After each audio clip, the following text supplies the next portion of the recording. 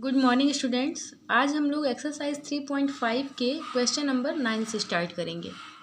Question में दिया है निम्न रैखिक समीकरणों के युग्म को प्रतिस्थापन एवं वज्र गुणन विधियों से हल कीजिए।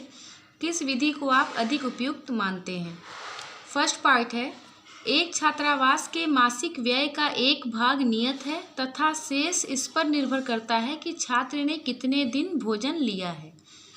जब एक विद्यार्थी ए को जो 20 दिन भोजन करता है 1000 रुपये छात्रावास के व्यय के लिए अदा करने पड़ते हैं, जबकि एक विद्यार्थी बी को जो 26 दिन भोजन करता है छात्रावास के व्यय के लिए 1180 रुपये अदा करने पड़ते हैं। नियत व्यय और प्रतिदिन के भोजन का मूल्य ज्ञात कीजिए। तो सबसे पहले क्या करना है, हमको दिए गए प्रश्न के अनुसार रैखिक समीकरण युग्म बनाना है और उसके बाद उस रैखिक समीकरण युग्म को दोनों विधियों द्वारा हल करना है, प्रतिस्थापन विधि और वज्र गुणन विधि द्वारा। और जो विधि आपको अधिक उपयुक्त लगेगा उसको लास्ट में लिख देना है।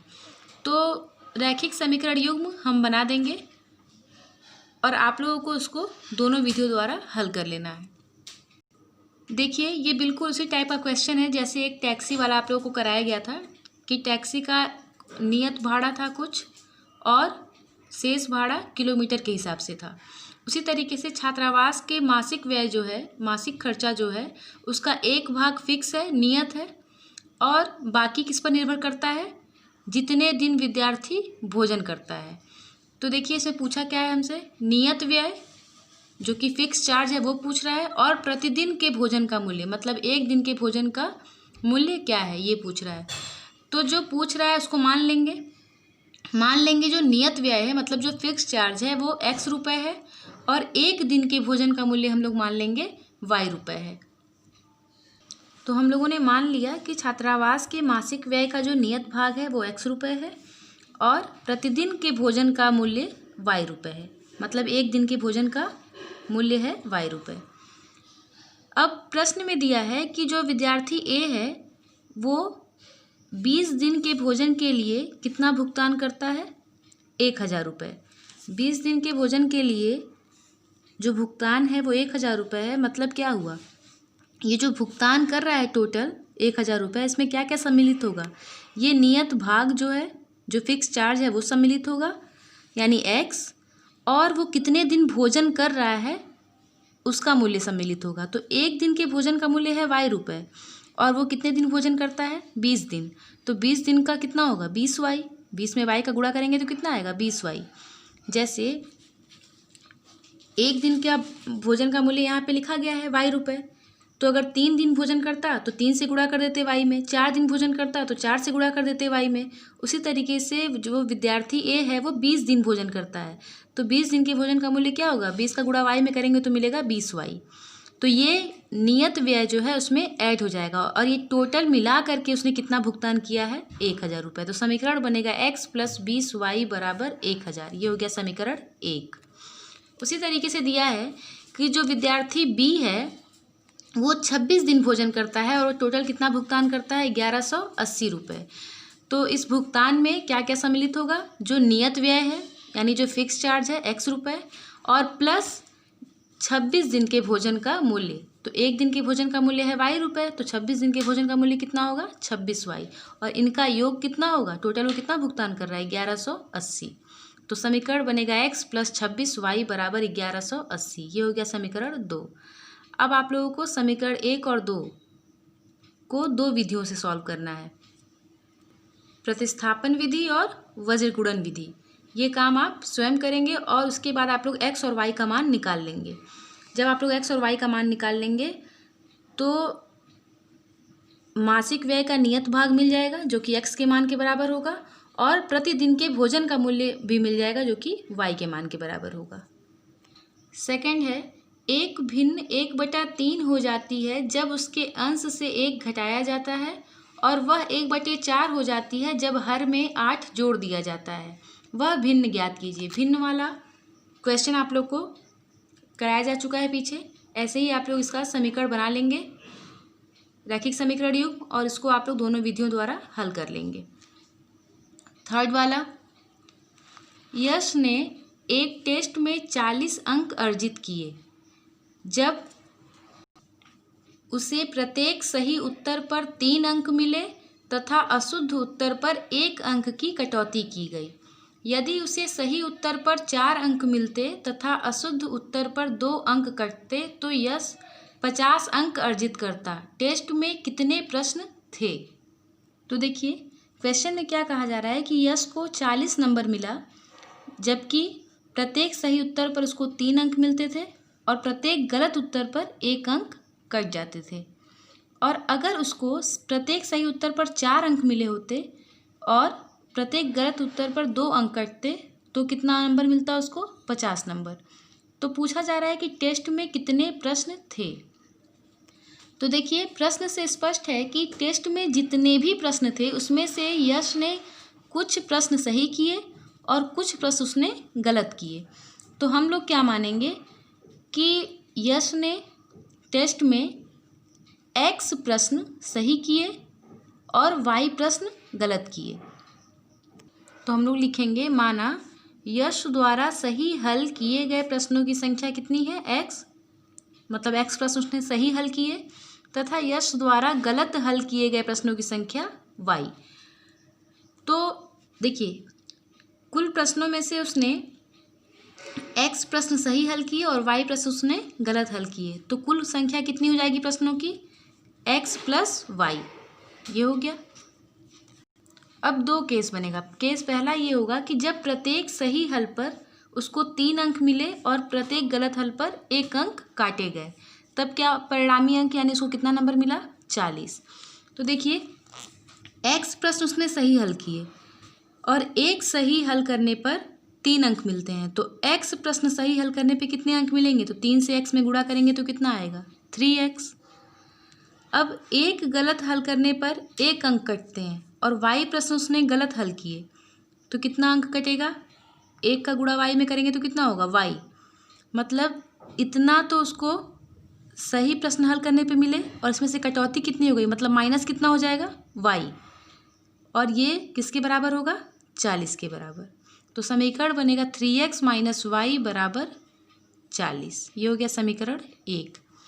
केस सेकंड क्या बनेगा? सेकंड केस में कहा जा रहा था कि सही हल पर कितने अंक मिल रहे हैं? 4 अंक। और गलत हल पर कितने अंक की कटौती हो रही है?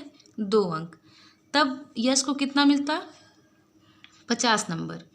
यानी परिणामी अंक उसका कितना होता? 50। मतलब परिणामी अंक कैसे निकालते हैं हम लोग? 4 अंक मिलते सही प्रश्न पे और सही उसने कितने किए थे? x प्रश्न। तो एक प्रश्न हल करने पर सही हल करने पर 4 अंक मिल रहा है तो x प्रश्न सही हल करने पर कितना मिलेगा? 4x। और इसमें से कटौती कितने अंक की होगी? जितना वो प्रश्न गलत करेगा उसमें 2 का क्या कर देंगे? गुणा कर देंगे, क्योंकि प्रत्येक गलत प्रश्न पे 2 अंक की कटौती की जा रही है। तो उसने y प्रश्न गलत हल किए थे और एक गलत हल करने पर 2 अंक की कटौती हो रही है। तो y प्रश्न गलत करने पर कितने की कटौती होगी? 2 से गुणा कर देंगे तो मिलेगा 2y। तो 4x में से जब 2y को माइनस करेंगे तो ये कितने के बराबर होगा? 50 के। तो अब इन दोनों में देखिए 2 कॉमन है तो 2 कॉमन ले लेंगे तो यहाँ बचेगा 2x minus Y is equal to 50। अब इस 2 को इधर भेज देंगे तो 50/2। तो समीकरण बनेगा 2x minus Y is equal to 25। ये हो गया समीकरण 2।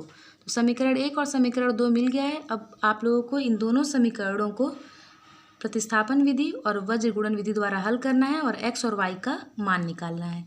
और जब x और y का मान निकल जाएगा तब प्रश्नों की कुल संख्या निकाल देंगे, दोनों को क्या करेंगे? ऐड कर देंगे। यही आंसर हो जाएगा।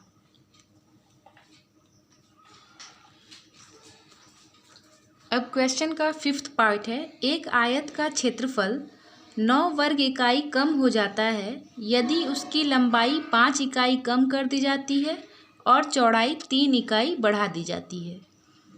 यदि हम लंबाई को 3 इकाई और चौड़ाई को 2 इकाई बढ़ा दें तो क्षेत्रफल 67 वर्ग इकाई बढ़ जाता है। आयत की विमाएं ज्ञात कीजिए। कोई आयत है, उस आयत की विमाएं निकालनी है। विमाएं मतलब लंबाई और चौड़ाई। आयत की लंबाई और चौड़ाई निकालना है और उसके लिए दो कंडीशन दी गई है। तो पहले तो आयत की लंबाई और चौड़ाई हम लोग मान लेते हैं। तो आयत की लंबाई हम लोग मान लेते हैं x इकाई और आयत की चौड़ाई मान लेंगे y इकाई। तब आयत का क्षेत्रफल क्या हो जाएगा, फॉर्मूला क्या होता है, लंबाई गुणे चौड़ाई, मतलब x गुणे y। तो x का जब y में गुणा करेंगे तो आयत का क्षेत्रफल मिलेगा xy वर्ग इकाई। अब इसके बाद हम लोग देखेंगे कि कंडीशन क्या कहा जा रहा था। दो कंडीशन दिया है।